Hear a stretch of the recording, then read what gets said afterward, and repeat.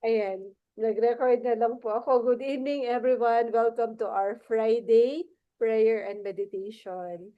Every Friday, actually, we do prayer and meditations in Zoom. Kasama yung mga ibang mga parents na may mga anak na may special needs.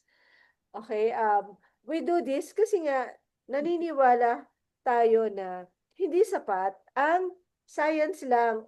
Yes, pinapa-therapy natin yung mga anak natin, sinesend natin sila sa special educations and everything, tinatry natin yung effort natin. Pero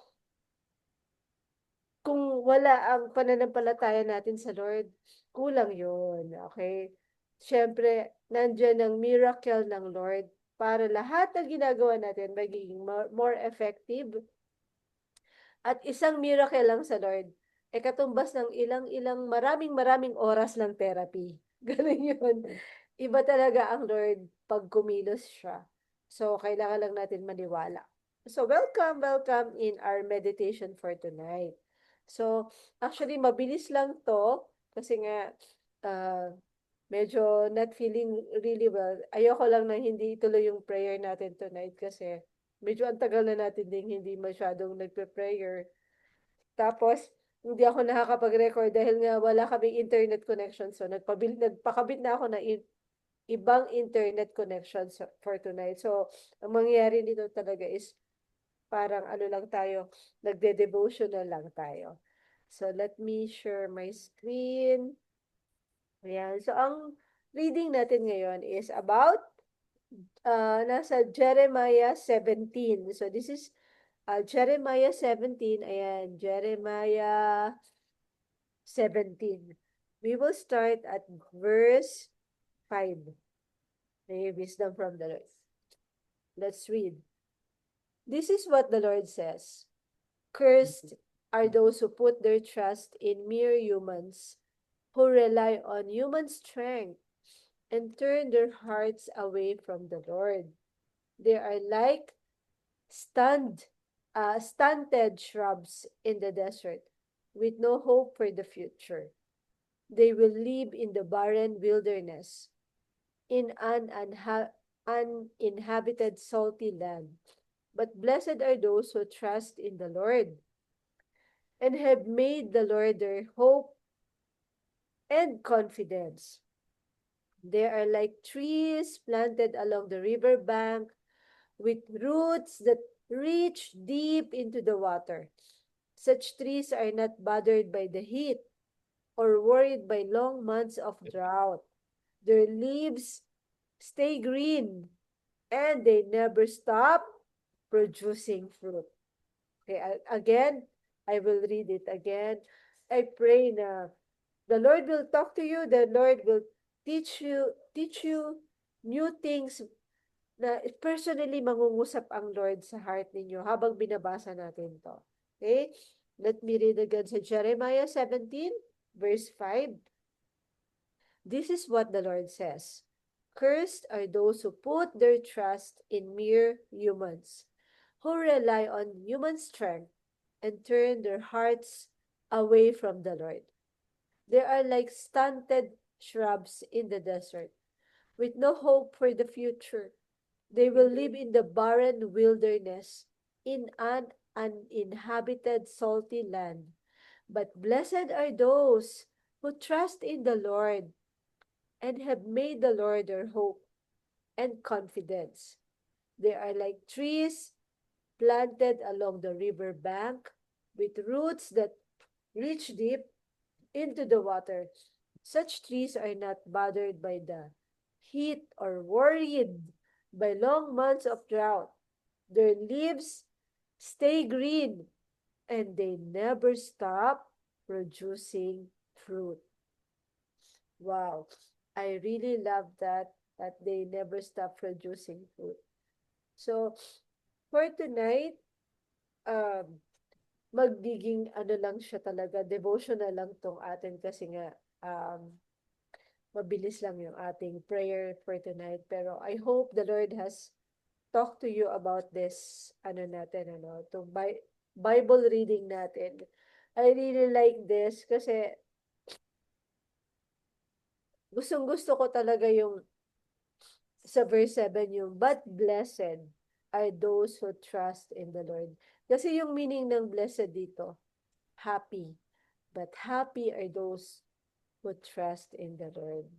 Okay. So, dito sa binasa natin, nakita natin dito, no, sabi, cursed. Alam niyo yung cursed, sumpa. Or sa Bisaya, correct me if I'm wrong, tunglo. Tama ba? Nahula lang. Tama ba mga taga Cebu? Tunglo. Curse is tunglo? I don't know if... Oh, yes daw. Okay. Mami, Ayun, tunglo. Sabi ni Mami Tin, yes daw. Okay. Tunglo. 'Di ba? Yung nung we grew up na naniniwala talaga tayo sa curse, 'di ba? Nung habang lumalaki tayo, meron talagang mga curse na even sa actually biblical din yung curse. There was just one time si Jesus nung at yung mga disciples nakakita sila nung isang tree. Tapos nakita ni Jesus walang ano yung tree, wala man lang bunga, wala talagang parang walang pakinabang yung tree na yun. So ginawa niya, kinurse niya yung tree at yung tree naging natuyo, biglang parang namatay yung tree. Okay. So yun yung nagagawa ng tunglo or ng sumpa ng curse. Para kang alam mo yung matutuyo ka, matutuyuan yung matutuyo yung resources, magiging walang bunga, ganyan. So that is what you mean by cursed. And dito sa binasa natin, sabi dito, cursed are those who put their trust in mere humans, who rely on human strength, and turn their hearts away from God. So, may curse yung ganun pala no, na hindi ka talaga nagre-rely kay Lord. Nagtitiwala ka lang sa strength o kaya nakatingin ka lang sa tao as your source. Tapos, hindi ka nagre-recognize na, Lord, kailangan kita. I don't know uh, sa inyo, pero ako talaga personally, lagi ko sinasabi, Lord, kailangan kita today. Every day, kailangan talaga kita. I need you every hour. Alam niyo yung kanta niyo na yun? Diba? May kanta ganun. I need thee every hour. Ayan. So, as in, we need God, no? Kung meron mang magsasabi talaga na hindi nila kailangan si God, ewan ko na lang. Especially sa mundong ibabaw natin ngayon, ano, sa mga nangyayari. So, sabi dito, they are like stunted shrubs. Parang na-withered talaga na halaman. Ayan. So, yan. Pero gustong-gusto ko to, but blessed, happy are those who trust in the Lord. So, tayo, kung ilalagay natin yung hope natin, yung love natin, yung tiwala natin kay God, then we are blessed. Happy talaga tayo. Hindi tayo kailangan mag-worry kasi nga, alam natin, God will take care of us. Ang, ang inihalin tulad sa atin dito is they are like trees planted along river bank.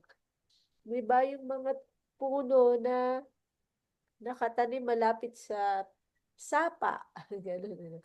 Sa sapa or malapit sa ilog. Ano yan, mabunga yan, tapos hindi yan natatakot kahit magkaroon ng parang tagtuyot kasi nandun yung roots nila naka-deep dun sa river. Alam nila may resources sila. And uh, sabi nga rito, such trees not bothered by the heat or worried by long months of drought. Hindi tayo natatakot. Hindi, kahit ano pa yung marinig natin sa paligid natin, oh, magkakaroon ng ganito, magkakaroon ng tagtuyot, magkakaroon ng taggutom, or tataas sa mga bilihin, ganito, ganyan, ganon, ano. Hindi tayo matatakot. Bakit? Kasi nga, we know God will take care of us. Ang sarap nung, alam mo yung matutulog ka na hindi ka nagwo-worry. Paano na lang bukas, ganyan. Nagdrama. At we always pray.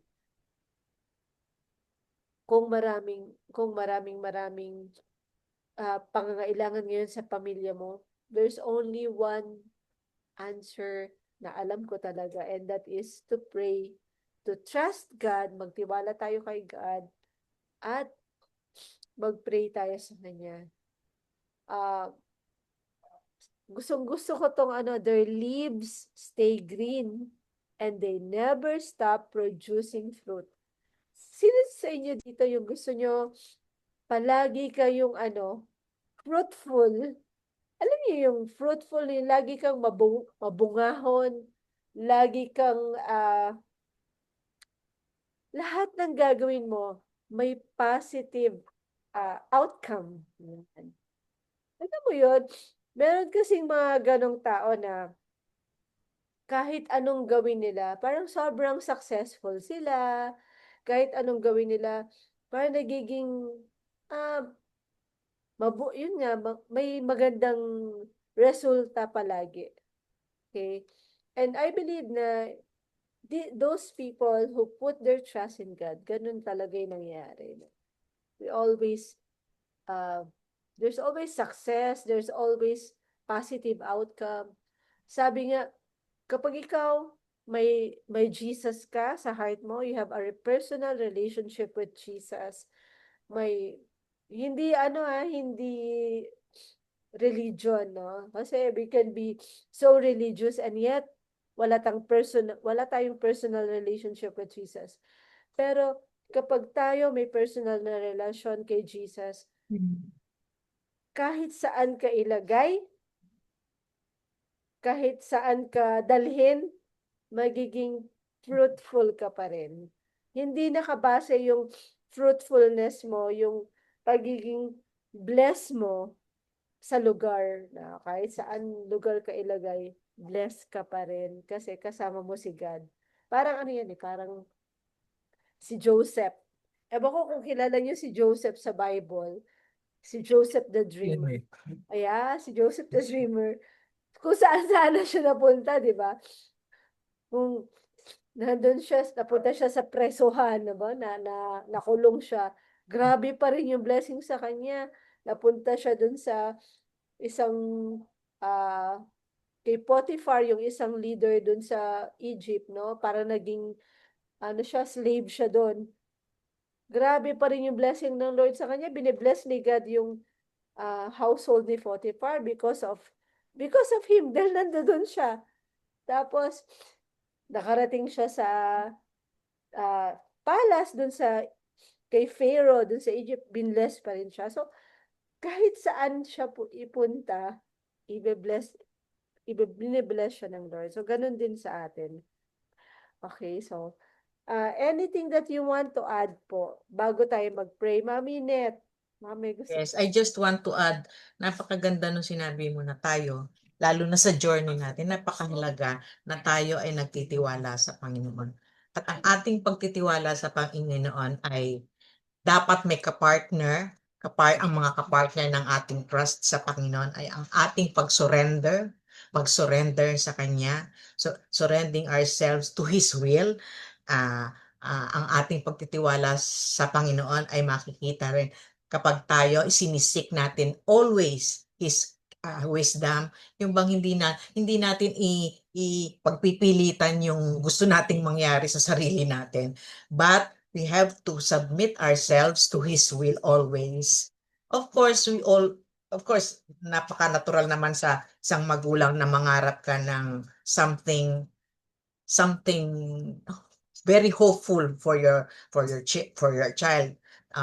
But nevertheless, we must always take into consideration seeking wisdom from God na pagdarasal na, ito ba ang kaloob mo sa akin, Panginoon? Ito ba na ang aking anak ay may special needs? And trusting the Lord is just isik nga natin ng wisdom. And doon natin mapapatunayan sa Panginoon na tayo ay nagtitiwala sa Kanya kapag sinisik natin ang wisdom niya, di ba? And one thing na another thing that is to be partnered with trust is yung courage natin to act. O ano ba yung ibig sabihin ng courage to act? Yung bang as we seek His will, syempre sasagutin tayo sa ating panalangin, kailangan mag-act tayo. Ano ba yung pag-a-act na gagawin natin bilang magulang? We have to accept.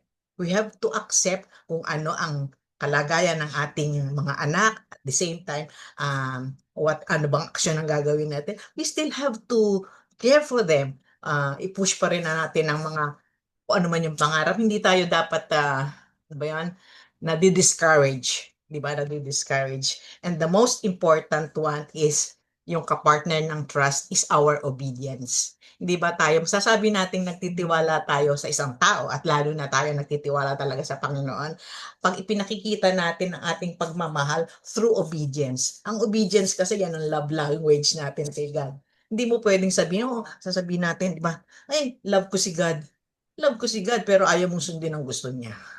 And our obedience, mini-measure yan we how we act on what we read, and that is the Bible, di ba? How we act on what we read.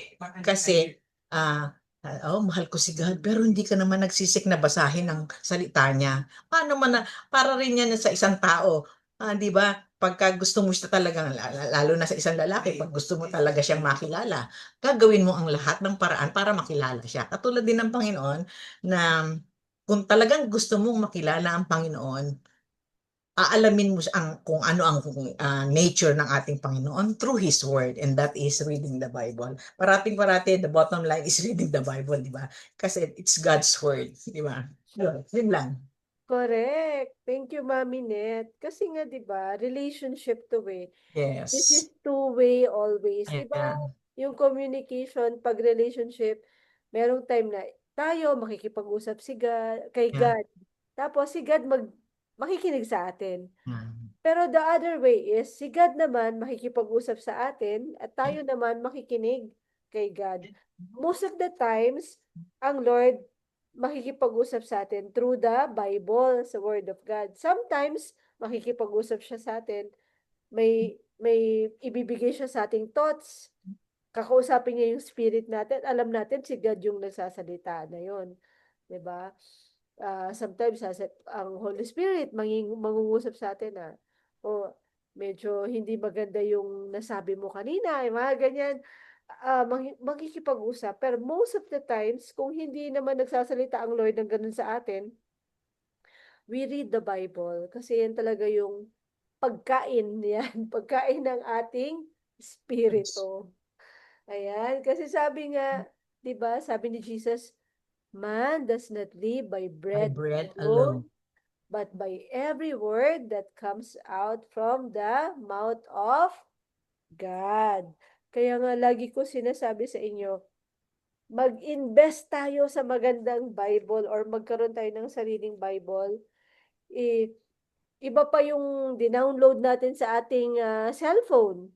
At iba yung ating Bible na physical Bible talaga. Ito yung Bible ko.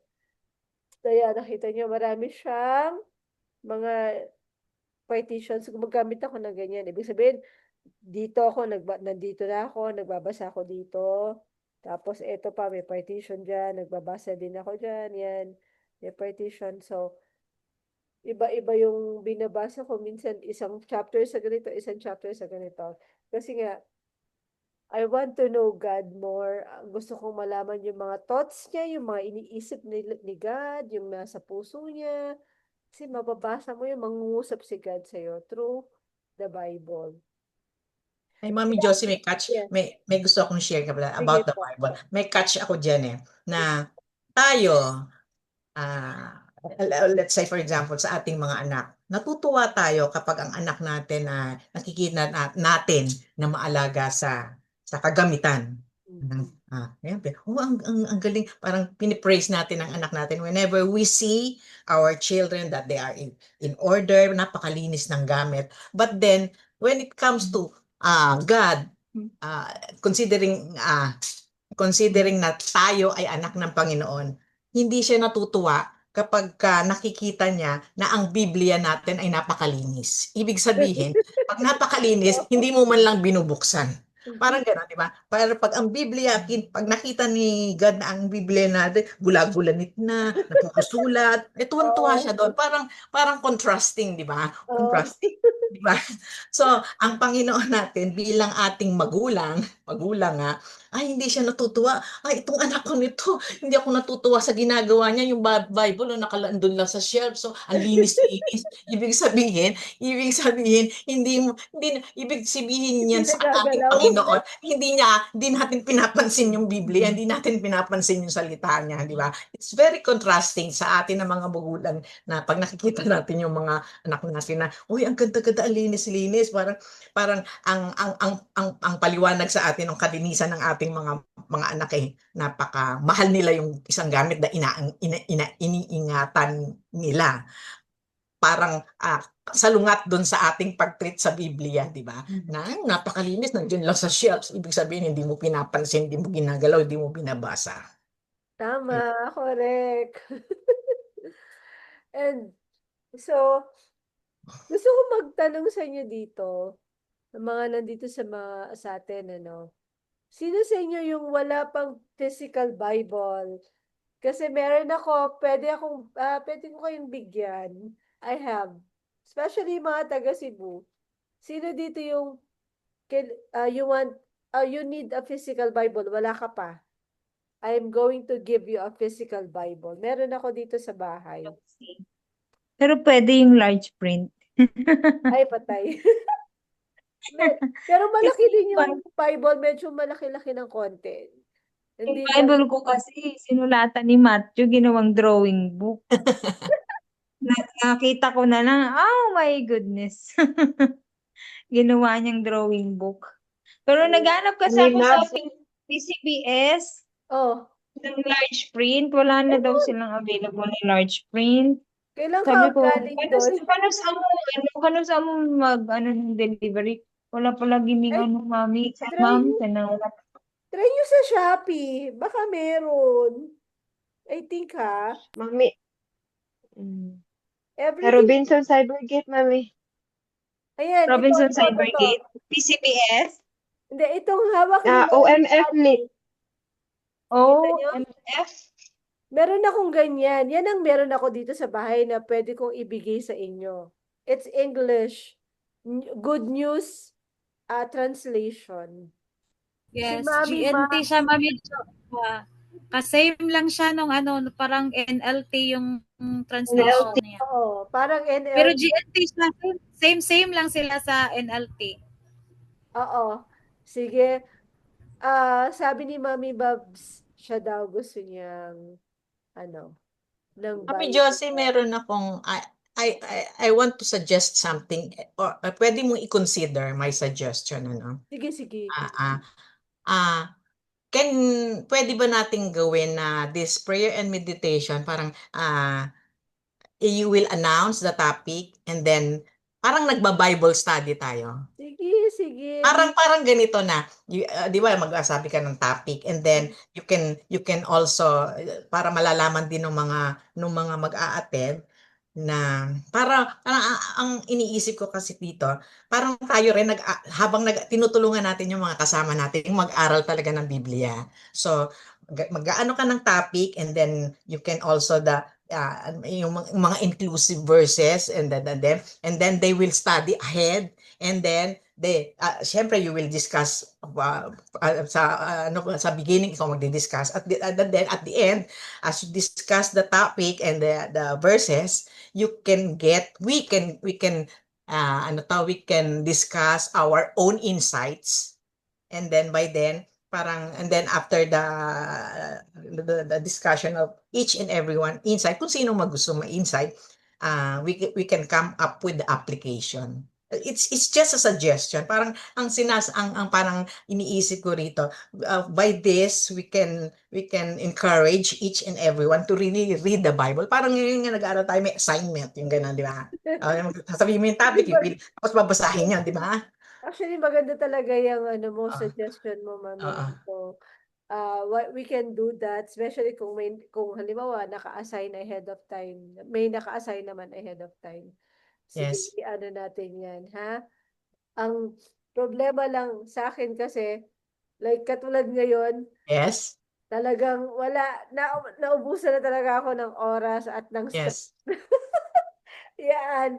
Pero kung sa, ang tawag nito, kung sa mga topic, sobrang dami kong topic actually. Because whenever I do my devotion, I have my, Yes. my devotional notebook. Mga mami, have a devotional notebook. Alam niyo yung kahit anong notebook lang, Yes. Yes. pag nangusap ang Lord sa inyo, Yeah. magbasa ka ng Bible, isulat mo. Tapos pwede mo siyang balik-balikan yung mga ano ng Lord, mga sinabi ng Lord sa'yo, balik-balikan, ayan. So, ito yung mga ano, ayan. Ang dami ko talagang I gusto have him, i-share. Mami Jo. Ayan, si Mami, Yeah. di ba? Ano din, Mami Jo, by 2 months mapupuno na to. So every 3 Yeah. months ako, nag-change ng O, notebook. di ba? Yeah. Kasi, Mga devotional andito.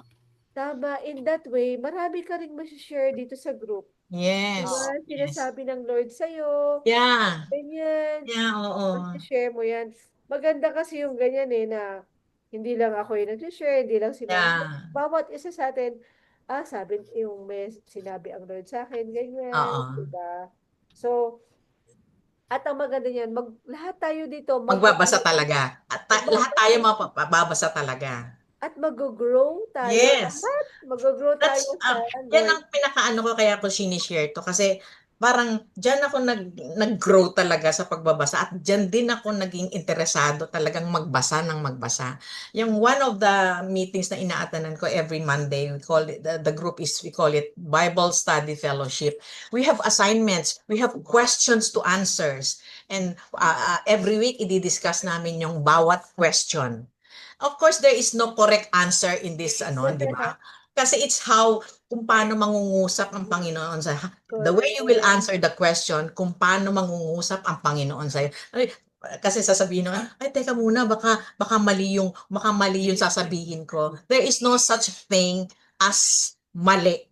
Kasi, ang sinasabi sa Biblia, kung paano, iba-iba ang style ng pangungusap sa atin ng Panginoon depending on the circumstance we are in. Kasi pag minsan, di ba, nabasa ko na yan, ganun yan. Pag minsan mabasa mo pa rin, iba pa rin ang dating sa'yo. Kung ano ang sitwasyon mo, kung nasaan ka, doon mangungusap sa'yo ang Panginoon. At I'm very sure mag-grow tayo kasi doon ako nag-grow sa pagbabasa ng Biblia. Yun ganun talaga. Talaga para kang nag-aaral ka talaga, magsasagot ka ng tapos dahil alam mo na parang nafo-foresee, may assignment kami, sasagutin ko to next week para makapag-participate ko. Ako. Kasi pag nagbasa ka, maano kang at saka pag nagpa-participate ka with your insights, telling your insights, nabe-bless ka at nabe-bless ang pinag-sharean. Correct. Sige. Actually, next week, ang magiging topic natin, i-advance ko na, it's all about attitude. Attitude. Yeah. So may inclusive verses ka na? Yes, we have Numbers. We'll read Numbers 14. 14. Oo. Verse 22. We also have 14 verse 22? yes. You can read Numbers 14, 17 to 22. Ay, hanggang 24. 17 to 24, yeah. Numbers. Okay. So you read that.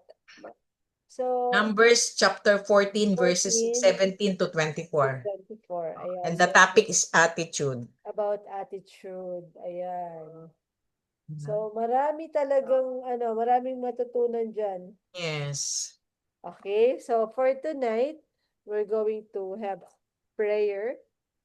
So ang una nating ipag-pray is siguro first is I want to give everybody here a chance to surrender their life to God.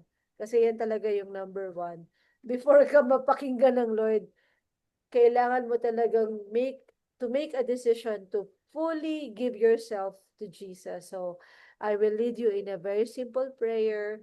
Just pray this prayer with me na galing talaga sa puso. Sabihin mo dun sa iyong bibig, uh, this is a prayer of declaration of faith kay God. Sige, sabihin natin to. Let's pray this. Sabihin natin, Panginoong Jesus, Panginoong Jesus, maraming salamat po maraming salamat po sa buhay mo sa buhay mo na isinakripisyo mo na sinakripisyo mo sa krus ng Kalbaryo.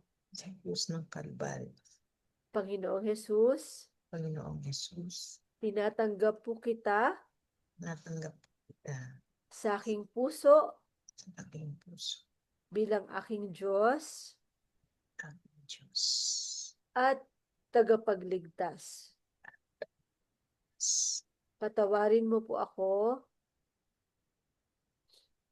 sa lahat ng aking kasalanan Aking kasalanan magmula sa araw na ito sa ay ibinibigay ko sa iyo ay binibigay ko sa iyo ang aking sarili, ang sarili, ang aking buhay, ang aking puso. Tulungan mo po ako na sumunod sa iyo magmula sa araw na ito. Amen. Amen. Ayan. So, kung pinag-pray mo yan sa puso mo, binago ka na ng Lord, pinatawad ka na niya, wala ka ng kasalanan, para kang isang whiteboard na walang nakasulat. At ang magsusulat ngayon doon ay si God. Ayan, dahil pinatawad ka na niya. Tapos sabi sa Bible kasi, the prayer of a righteous person is powerful and effective. Dahil pinatawad ka na ng Lord, isa ka ng righteous person ngayon. Okay? Para ka ng mas higit ka pa dun sa mga saints, no? Di ba? May mga Saint Catherine, Saint Paul, Saint ganyan. Ikaw saint ka na rin kasi nga pinatawad ka na ng Lord. So, burado na lahat ng mga kasalanan natin. Basta naghingi tayo ng tawad sa Lord, erase na yan. Okay? So, we are forgiven. At hindi lang yon, ikaw ngayon ay anak ng Diyos. Ayan. Sabi kasi sa Bible, yet to all who receive Him, kung tinanggap mo daw siya sa iyong puso, to those who believe in His name, naniwala ka sa Kanya, He gave the right to become children of God. So, binibigyan ka niya ng karapatan na maging anak ng Diyos. Hindi kasi lahat ng tao ay anak ng Diyos. Yun lang naniniwala kay Jesus.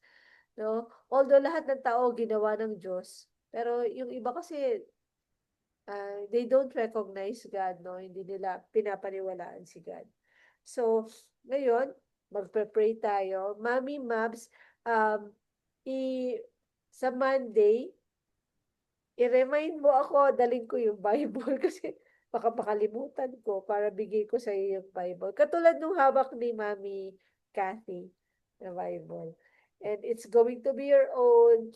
Pwede mo yung sulat-sulatan and everything. So, yan. Sino pa ang gusto ng Bible dito? Sabihin nyo lang. Pag pumunta ako dyan, bibigyan ko kayo ng Bible. Ayan. Ah,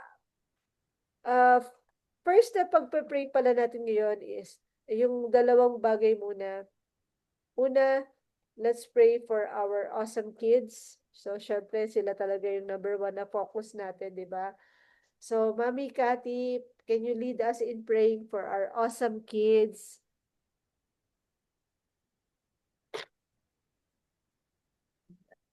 Unmute yourself. Yes po, let us pray. Let us pray.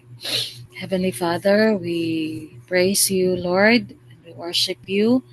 Lord God, we acknowledge your presence tonight, Lord God. Thank you, Lord, for being with us. Thank you, Lord God, for the gift of life, Lord. Thank you for the wonderful blessings, Lord God. Especially, Lord, the gift of our kids, Lord God. Father God, I lift up to you, Lord, our kids with special needs, and I pray, Lord God, that they receive love and care that they needed, Lord. Lord God, give these kids a heart of understanding and wisdom, Lord. Thank you, Lord Jesus. May these kids continue to give happiness and joy to us, Lord God. Their parents, Lord, as their parents, Lord God. They give us joy, Lord God. Thank you, Lord. Continue, Lord God, to teach us wonderful lessons, Lord God, of patience and perseverance, Lord God. Lord, may our kids, Lord God, receive the love and care that they needed, Lord God, the understanding and kindness, Lord, that they deserve, Lord God. May they receive lots of love from their friends, from their classmates, and from the community as well. Lord, shower them, O Lord God, with your blessings of good health, peace, healing, Lord God, provision, supply, restoration, Lord God, deliverance, maturity, Lord, growth, and most of all, Lord God, wholeness, Lord God. Lord, I thank you that you love them so much, Lord, and that you care for them, Lord God. Thank you that you are continually working in their lives, Lord. Our hope, Lord, is in you, that their future will be good because your promise in Jeremiah 29, Lord, and it says, "For I know the plans I have for you, plans to prosper and not to harm you." Thank you, Jesus, for your wonderful plans for them, Lord God, for our kids, Lord, that their future will be prosperous, Lord God. And you said in your word in Psalms 91, "With long life I will satisfy them and show them my salvation," Lord God. We declare long and satisfying for all our kids, Lord God, with special needs. Thank you, Jesus. In your name we always pray. Amen and amen. Amen. Thank you, Mami Cathy. Mami Net, can you pray, lead the prayer po para sa ating mga parents? Okay. Okay. Mahal na Panginoon, pinupuri ka namin sa iyong kadakilaan. Maraming salamat sa iyong faithfulness sa amin, Panginoon. Salamat sa mga provisions na binibigay mo sa bawat isa sa amin dito, lalong-lalo na po sa mga magulang ng mga kasama namin dito sa grupo, Panginoon. Salamat sa ah, pagbibigay mo sa amin ng kalakasan ng katawan upang magampanan namin ang aming tungkulin sa aming mga anak na ibinigay mo sa amin, Panginoon, in spite of their special needs, tinatanggap namin ito at hinihingi namin ng kapatawaran kung anuman ang mga nagagawa namin na hindi kaaya-aya sa iyong paningin, Panginoon. Salamat din, Panginoon, na binigay mo ang journey na ito upang kami ay palakasin, upang kami ay magkaroon ng positive perspective in all things. Salamat, Panginoon, sa wisdom na binibigay mo sa amin upang magampanan namin ang aming mga tungkulin dahil yun naman po talaga ang iyong goal para sa amin na lumago kami sa iyong pagmamahal, lumago kami sa sa paniniwala namin sa iyo, lumago kami na magtiwala na ikaw ang nakaalam ng lahat, ikaw ang may reason kung bakit nasa iyo ang best reason bakit mo binigyan kami ng ganitong mga anak, Panginoon. At nagpapasalamat kami dahil dito lalo kaming lumalago sa pagtitiwala sa iyo, Panginoon.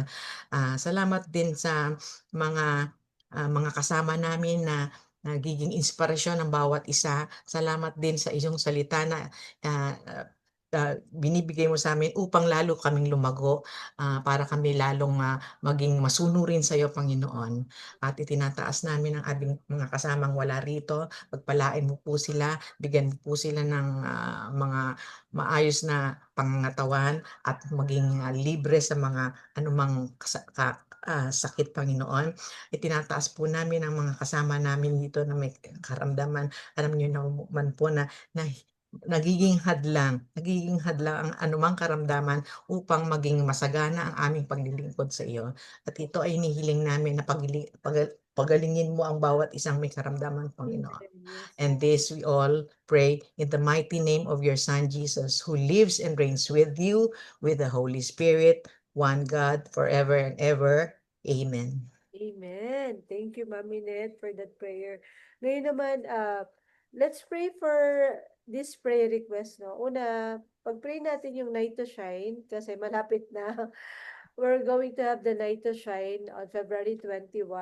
Yung mga mami dito na yung mga anak nyo mas maliliit pa, hindi pa pwede, pwede naman kayo mag-volunteer. You can volunteer as buddies or maging workers kayo. Pwede yan, di ba? So, another is, pag-pray natin yung outreach ko sa Lapu-Lapu next week. So, matutuloy na to. Mga mamis, magkita-kita tayo sa Lapu-Lapu Central School. Pwede kayong pumasok dyan. Ang start 9:30, umaga na siya. 9:30 to around 11:30 or basta bago mag-12. So, magtuturo ako ng Connections of Love and let's have our bonding during that time. So, pag-pray natin yung dalawa na yon. Then, let's also pray for uh, Mami Lily's daughter. Kilala niyo si Liana? So, pag-pray natin, na-operahan na siya kasi nga 'di ba na-slide siya tapos nagkaroon ng uh, fracture yung bone niya. So na-operahan na siya. Pag-pray lang natin yung complete recovery, no? Complete healing sa kanila. And then also pag-pray natin si Terence kasi meron din siyang sakit sa kanyang I don't know, siguro kinukut-kut niya yung ano niya, yung meron siyang kulugo sa pakin, nagdudugo daw. Let's pray na complete healing also. Kasi for us, parang, kulugo lang naman yan. Pero sa kanila, it's irritable talaga. Alam niyo naman yung mga anak natin, sobrang ano sa kanila yan. Sensory issue yan sa kanila. Sa atin, wala lang sa kanila, big deal. Yung anak ko nga, grabe, di ba? Pag may tumutubo lang na konting kuko kininenel cutter na, ganun kasi sila sensory talaga yung mga bagay-bagay. Tapos pag-pray natin si Pedrick, yung anak ni Mami Net, meron siyang lazy eyes. Tama ba? Lazy Syndrome. eyes Yes, oo. syndrome. Oo. So, for complete healing also. Then, i-pray din natin si Amy, di ba? Si Amy kasi meron na-diagnose siya na may third stage 3 ovarian cancer. Si Amy ay nagigess sa atin palagi minsan Yeah. pag ano, 'di ba? Pag-pray, nagtuturo din siya. Pag-pray natin siya kasi ano talaga yan, parang nagulat kaming lahat nagulat. And then Mami Wina, kumusta na yung ano mo, stomach flu mo? Okay na po, Mami. Oh, Thank thank you you, po. Lord. Thank Mm-mm. you. Okay, so Thank you po sa inyo. okay, praise God, no? Praise So, God. sige, yun yung, as of now, yun yung mga ano natin, prayer requests. Let's pray. Heavenly Father, we come to you kasi pinagpe-pray namin itong mga to. Alam namin, nadidinig mo palagi yung mga prayer namin. Salamat sa lahat ng answered prayers. Lord, tinataas namin ang night to shine dito sa Cebu na we're planning right now. We are praying for provision. Lord, ikaw po mag-provide sa amin. Lahat po nagtaasan. Pero Panginoon, salamat sa favor mo na you will provide for all our needs para sa night to shine. Ikaw yung magpo-provide ng lahat ng yan. We pray for safety sa lahat ng mga participants namin, lahat ng workers, parents, pati mga kids, Lord God. Salamat, Lord, that it's going to be a very wonderful night to shine or a very wonderful day for them na talagang magiging successful and yung presensya mo ay hihipo sa lahat ng mga magpupunta doon. It will be a wonderful experience for them and that they will continue to grow in knowing you and experiencing your love. Ganon din po, Panginoon, tinataas namin yung outreach namin, Panginoon, sa Lapu-Lapu Central School next week. Sa Thursday, Lord, we pray for your presence to touch all the parents na nandun, maintindihan nila yung plano mo para sa kanila, i-bless mo sila, i-strengthen mo sila, nawa i-prepare mo sila na, Lord, maintindihan nila, talagang they will understand all things that I'm going to teach them for that outreach, Lord God. At Lord, magkakaroon ng magandang bonding relationship kaming mga parents during that time. Thank you, Lord, for the salvation of all those people who will attend there. Lord God, that they will know you personally. They will have a relationship with you. Ganon din po, tinataas namin itong mga mami namin dito, mga parents and mga anak dito na may mga sakit. Si Liana, praying for complete healing and recovery, Lord God, sa kanya, sa naoperahan niya, Lord God, na buto, yung naoperahan niya na maghilom agad yan, magdikit agad yung lahat na kailangan magdikit, Panginoon. Complete healing talaga, and putting His provision for them, Lord God. Ganon din po si Terence, complete healing sa kanyang katawan, Panginoon, sa kanyang kulugo, Lord God, na mawala po yan, na wag maging big issue po yan sa kanya, Panginoon. And thank you for the wellness also of the mommy of Mami Au, ang kanyang nanay. Lord, pinagtitiwala namin siya sa iyo. Ipagalingin niyo po yung nanay po ni Mami Au, Panginoon. Sobrang dami ng test na ginawa sa kanya. Lord, we pray na sa mga susunod pang mga test, makikita na talagang great improvements and complete healing sa nanay niya, Panginoon. Ganun din po si Amy. Join po namin lahat ng prayer namin ngayon. Lord, pray for miracle upon her. Remove every cancer cells sa kanyang katawan, Panginoon. Make her whole, Lord God, and make her body strong and healthy, Lord God, sa lahat ng ito. Ganun din, Panginoon, sa lahat ng mga nandito ngayon ng mga mommies, parents, at saka yung magjo-join pa sa sa prayer na to. In the future, Lord God, I pray for special blessings upon each one of us, special blessings of strength, wisdom. Kasi Lord, di ba yung goal namin ngayon is growth and maturity. We pray na cause us, each one of us here, na mag-grow kami spiritually, we will know you more. And Lord, lahat ng mga growth, spiritual blessings na makuha namin sa iyo, ma-impart namin lahat sa pamilya namin, sa mga kaibigan namin, lalong-lalo na sa mga anak namin, Panginoon. We will impart your love, your grace upon our families. So thank you for blessing each one of us. We give you all the praise and the glory and honor. Salamat na ini-strengthen mo yung relationship namin dito. Thank you, Lord. This we ask and pray in Jesus' mighty name. Amen and amen. Ayan. Okay, so time na to have open your camera and let's have a picture together. Ayan, mag-picture na tayo together. Hello. Hello, Mami Carol. Ayan. Oh. Oh, Mami Chona. Ayan, si Mami Tin. Okay, open na ba lahat? O sige. 1, 2, 3, Smile tayo. 1, 2, smile. Ay, yun. Oh, yung may pa-heart-heart dyan. Okay. 1, 2. Yes. Okay. So, God bless you, mga mommies. Bye! Bye. See you next Bye! Friday. Bye-bye! Bye-bye! Smile. Bye-bye! Hi, Grace! Bye. Bye.